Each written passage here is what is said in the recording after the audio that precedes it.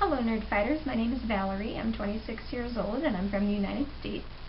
I'm currently in graduate school getting a master's in Spanish with the intent to go on to be a translator after I graduate. Though at the moment I also work full-time at an office job in data analysis. Basically I stay pretty busy, which is why I requested that this video be during the summer. So since today is Education Thursday and I'm getting a master's in Spanish, you may be able to guess what the focus of today's video will be. Today I'm going to talk to you about learning foreign languages. Now, I know what you may be thinking, that you've tried or taken foreign language classes in the past and it just didn't work out. Really, every time I tell someone what I'm studying, their response is something to the effect of, yeah, I studied Spanish for 4 years in high school, I don't remember a word of it. Which admittedly is a bit of a depressing reflection on foreign language education in the United States, but that's another story entirely. But if you've ever thought of learning a foreign language, this could be an opportunity to give it another try. So first of all, some background on how I came to love foreign languages. I've been fascinated by them pretty much since I discovered they existed when I was a small child. I now have a bachelor's degree in Spanish and will soon have a master's in it. I also took a year of ancient Greek in college. And this year I've been learning French and Swahili on my own because apparently I think I have endless free time between my graduate classes and my full-time job. So why learn a foreign language? Sometimes I think a better question might be, why not learn a foreign language? Money isn't really an obstacle. There are plenty of free or very cheap language learning resources online that have cropped up in the last 10 years or so. As my professors are always telling me, because it's true, globalization is becoming increasingly important in our society. Learning a foreign language can greatly help us not only to communicate with others, but to better understand their cultures.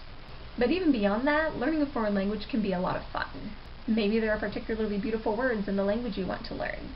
Maybe you'll be sitting in a cafe one day just a few weeks after you start learning a language, and you'll hear someone a few tables over speaking it and realize with pride that you actually managed to pick out a few words. So how to go about it? There is an absolute treasure trove of language learning resources available online. I've linked to a lot of them in the doobly-doo. Doobly-doo. I always wanted to say that. So please make sure and check them out. But beyond grammar and vocabulary, I do have a few additional tips to get you started. First of all, be exposed to the language as much as possible. I'm starting to believe more and more that exposure to a language, a lot of exposure to a language, is one of the most important things you can do to improve your fluency in that language. During my first semester at grad school, I had turned in an essay, and my professor handed it back with quite a few grammar mistakes, minor grammar mistakes, marked on it. And I remember asking him, how can I remember these, minor grammatical rules? And he said, read. Read everything you can in Spanish. Read the newspaper. Read anything.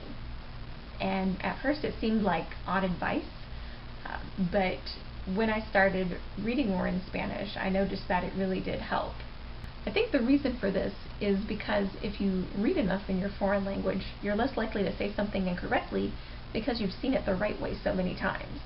Common verbs like to be or to go are irregular in many languages, and yet I never have any problem remembering the forms in Spanish because they're used so often. Basically, the more you see and hear the language, the more you'll pick up on it without even realizing it. Yes, you need a base of grammar and vocabulary to get started for basic comprehension, but after that, read as much as you can.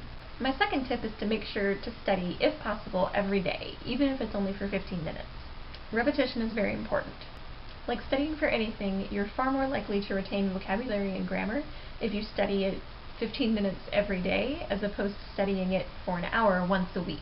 There are a lot of great resources for this, but probably one of my favorites at the moment is an app called Anki.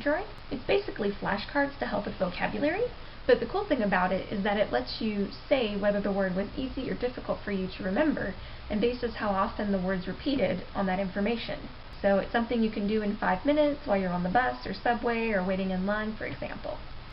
Other websites I've found through Tumblr and various language bloggers include a website to allow you to practice chatting through Skype with native speakers, a website where you can post journal entries that native speakers will then correct, and a website that has almost literally every word in many languages pronounced aloud by a native speaker.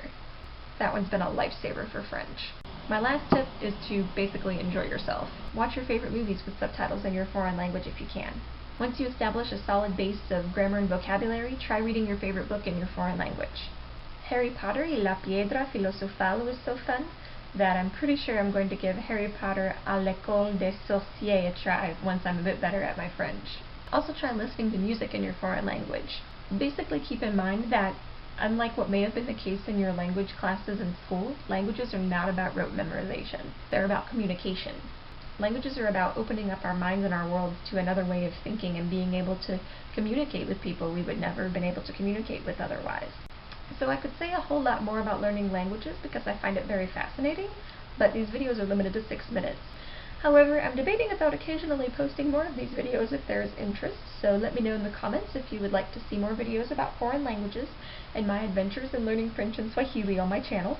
You can also follow me on Tumblr if you like, a link in the doobly-doo. So that's pretty much all I have. Thank you so much for watching my video, and no te olvides ser genial!